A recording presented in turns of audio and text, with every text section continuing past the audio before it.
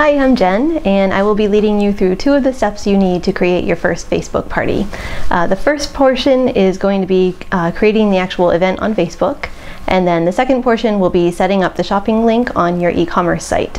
One thing that I did when I first joined Usborne that was very beneficial was every time I saw a training video, I would take just a sheet of paper and at the top write the title of the video and also who created it or whose YouTube channel it was found on, and I would take very, very detailed notes. That way I would just, play a little bit, stop, take some notes, play a little bit, stop, take some notes. So a 20-minute video might have taken me about 45 minutes to watch, but that way I had all my notes together in one place, and then if I had more questions aside from what I wrote in my notes, then I could refer back to that video easily. So if you want to grab a pen and paper and do that, feel free, and we will get started with setting up your event on Facebook.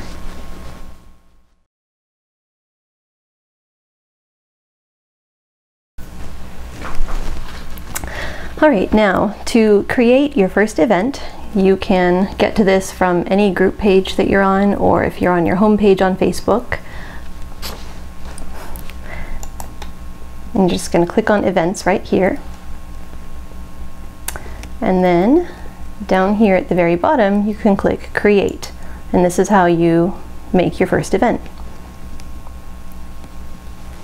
Okay, now all you're going to do here is fill in the information. So I'm going to call mine Jen's Live Bake Usborne. Nope, not box. Book party. Okay, location, I always just say here on Facebook. You can make it anything you want. Some people like to say on your tablet, your computer, your phone, whatever. Okay, your date and time, you'll fill in your start date. So we're gonna say it's going to be Thursday night at 9:00 p.m.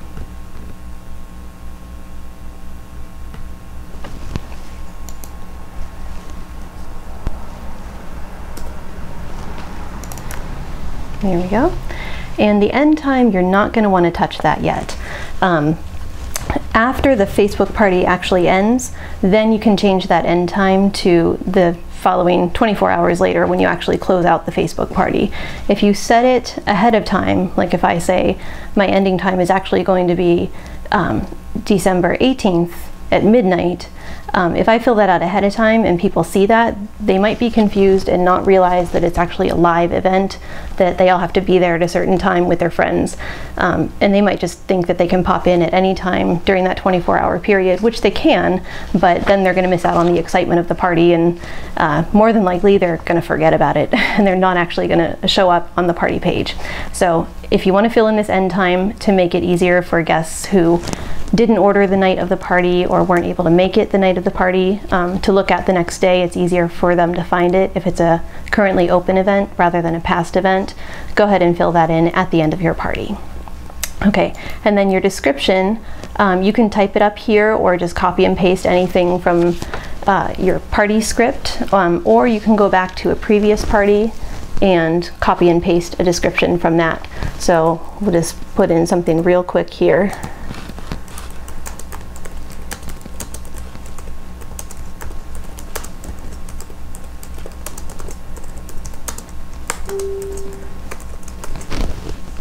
All right, and the last thing you want to do here is uncheck this guests can invite friends. You can leave that in if you want to, but from previous experience, I can tell you if you leave that checked, your guests might invite 30, 50 friends, and then you have that feel of a huge party and it's not very intimate, and you've got people invited that really have no interest in it, and it is not fun. So I would say do not leave that box checked. Okay, then you just click on create, and it's going to open up your page here.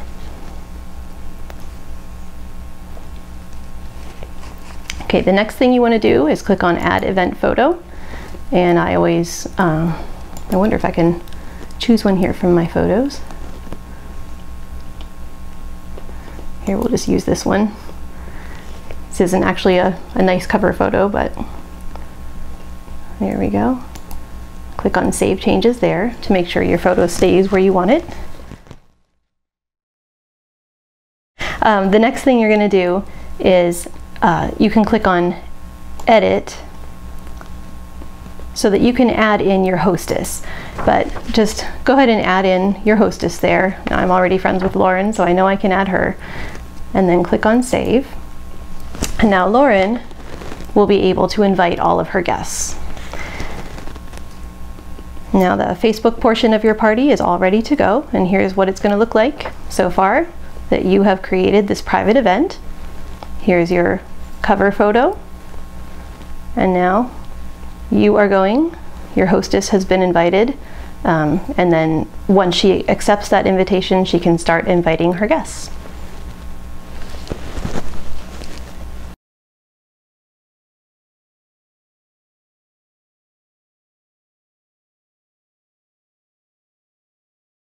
All right, so now we are going to set up the shopping link on your e-commerce site.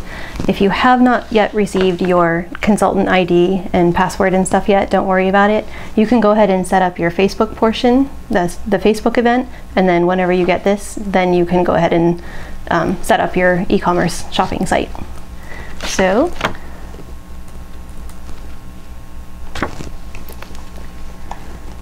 let me log in here.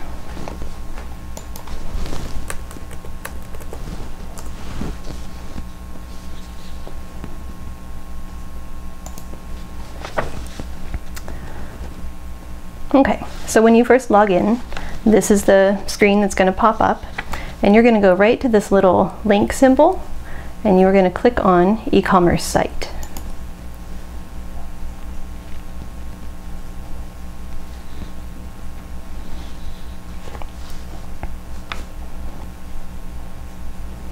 Okay, now if you are not already logged in to your e-commerce site, you'll need to log in there as well.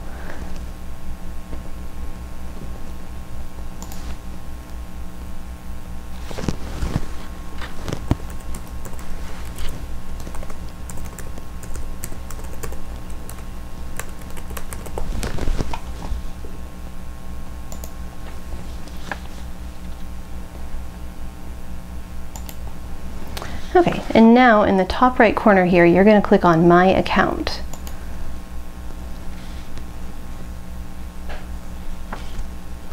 Okay, now to create a new event, you are going to click on Add Event in this left sidebar right here.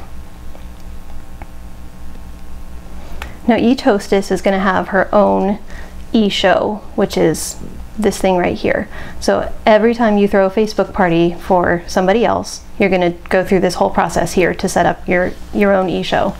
So the start date, you are never ever going to touch. Leave it alone.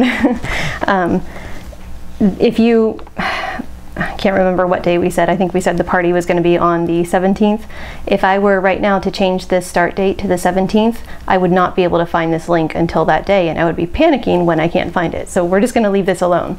The ending date, when it expires, you definitely want to change. I always try to make it at least 2 weeks to a month after the party, just so that gives you plenty of time for your hostess to choose her rewards and for you to get that order placed. Okay, so now you're just going to enter your hostess's name, or if this is your own kickoff party, you can just put in your own name. Like I'll just put Jen's Kickoff.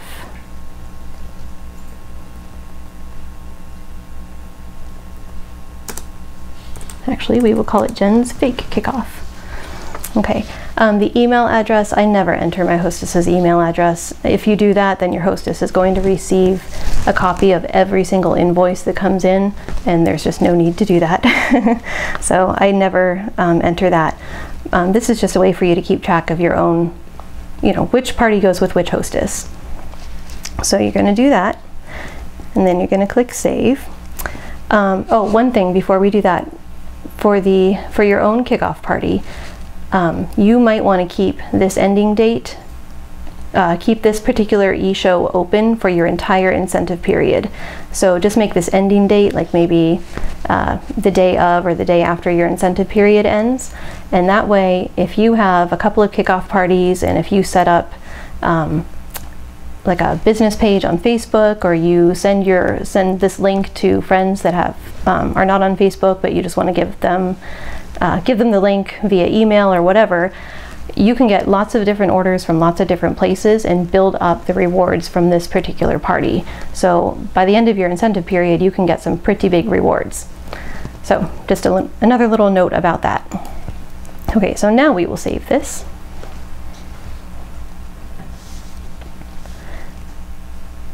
Okay, now you're finished. In order to go back and find this, you will, let me get back to home here. In order to use the eShow link, you're going to go back to My Account once you get into your e-commerce site, and then you're going to go to Event List here on the left. So when you are in your party and you go to post the shopping site for people to create their wish list, or when it's time for your guests to shop and you need the link, you're just going to highlight that, copy it, and then paste it right in the event. So easy peasy.